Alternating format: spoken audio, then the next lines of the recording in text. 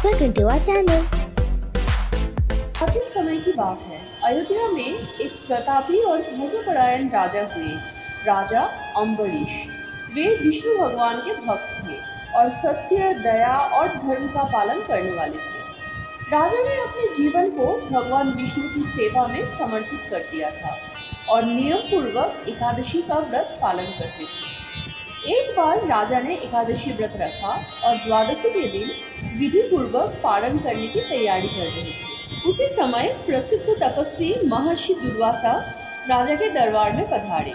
राजा ने उनका आदर सत्कार किया और भोजन ग्रहण करने का अनुरोध किया। महर्षि बोले, राजन, मैं पहले स्नान करके आऊंगा, फिर भोजन करूंगा।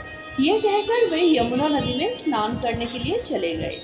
समय बीतता गया, लेकिन महर्षि नहीं लौटे। इधर राजा को चिंता होने लगी, क्योंकि द्वादशी का पारण समय समाप्त होने वाला था। यदि उन्होंने समय पर पारण नहीं किया तो उनका व्रत अधूरा रह जाएगा और ये धर्म विरुद्ध होगा।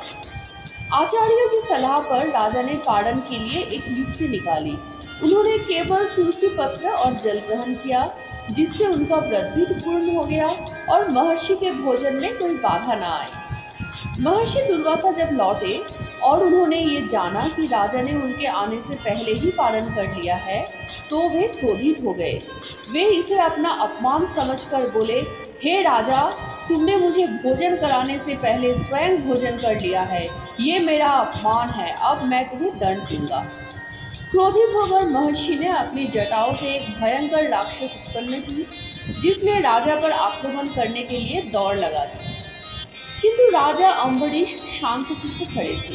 वे विष्णु के अनन्य भक्त थे, इसलिए भगवान ने उनकी रक्षा के लिए अपना सुदर्शन चक्र भेज दिया।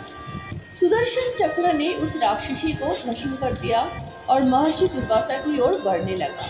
महर्षि भयभीत होकर इधर उधर भागने लगे।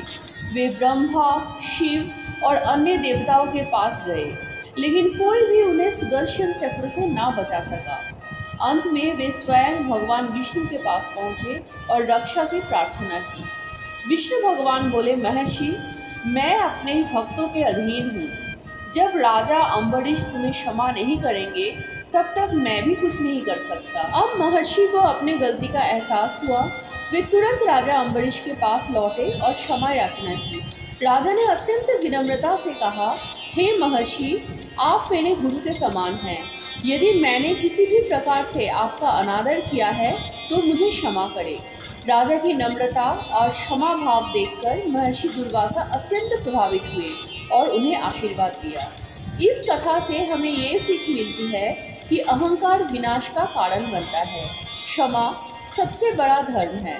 सच्ची भक्ति रक्षा करती है। धर्म का पालन करना चाहिए। Don't forget to like, share and subscribe.